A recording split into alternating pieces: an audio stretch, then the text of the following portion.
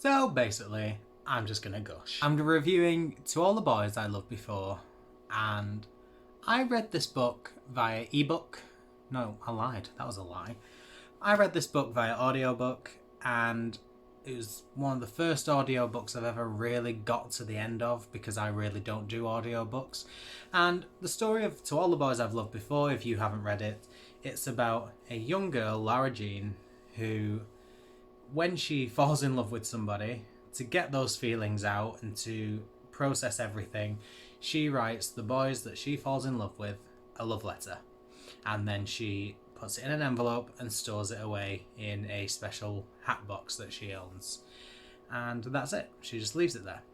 And one day, there are 5 boys, and all of them have received her letter because they have somehow been posted out to all of the boys she loves or has loved in the past. And that includes her sister's ex-boyfriend, who was, I think, her most recent love, or one that the feelings came back after the original letter was written. And it was such a good story. I didn't think I'd like it because it's a romance, and I did it via audiobook. I thought I was going to despise the story. Ended up being 5 stars. It was amazing. I have to gush about it. I absolutely love it. And quite honestly, I'm really sad that I have not got the books physically to read the rest. It's really annoying me because I love them and I want to carry on. And I love it. So, just to start off with one of the things I absolutely loved, and I loved it and I don't understand it because I've never loved it before and it angers me so much. I really loved the fact that the lady who did the audiobook was so good. She was so talented. She did it in a way where I knew every single character just by the voice that she put on.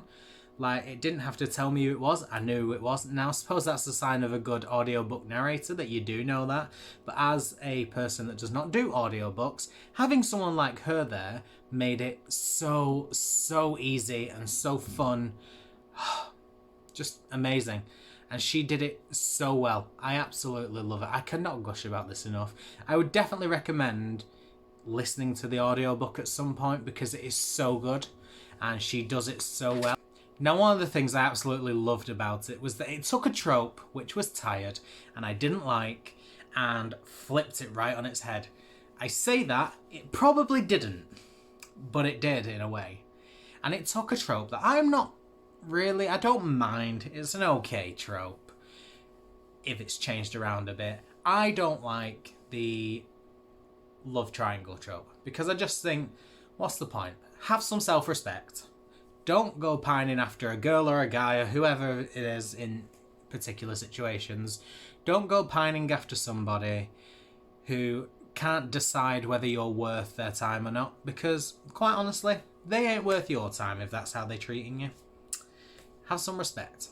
So, I'm not really a fan of that because it just makes me angry. I just don't see the point.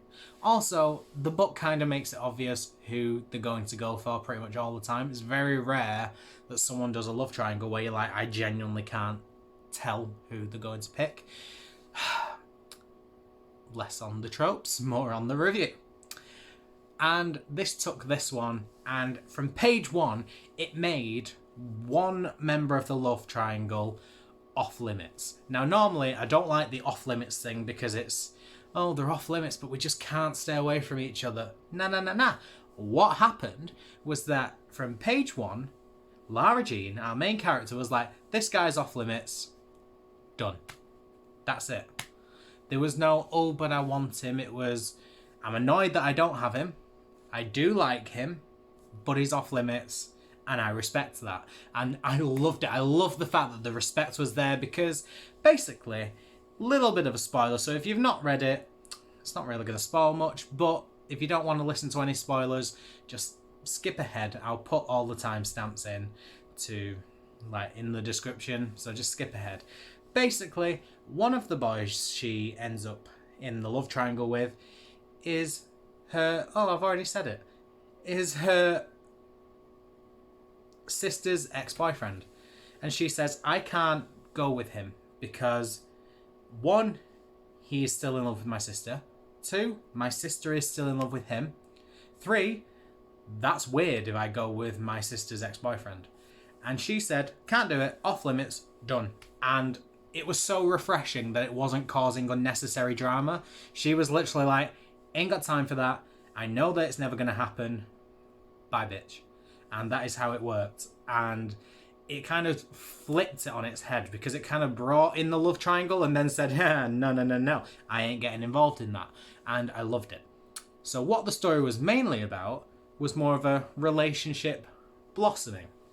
And not going to spoil it by saying what happens, but she ends up getting quite close to the other boy in the love triangle. And there are good moments, there are bad moments. It's very lovely, it's very sad. And you just root for them. I know for a fact I rooted for them. I wanted this relationship to blossom. And you could see it blossom, but then there was issues and it was very organic, very natural, very... You could see it. It wasn't just a case of, oh, we're doing this for a bit of drama. It was just done so well. And I loved it. And I thought it was great. And speaking of which, the character of Peter, who was boy 2 in the love triangle, Peter Kavinsky.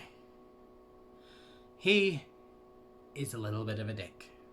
But he's amazing. He's one of those people that... He's a jock. He's the typical jock. He's well-hard, he's well-respected and loved, and he's hanging around with all of his guy mates like, oh, yeah. Like, acting so cool. But then he does so many things that you think, oh, you're making my heart melt. Or he does things and you're just like, you know what? That's the guy you need to be forever.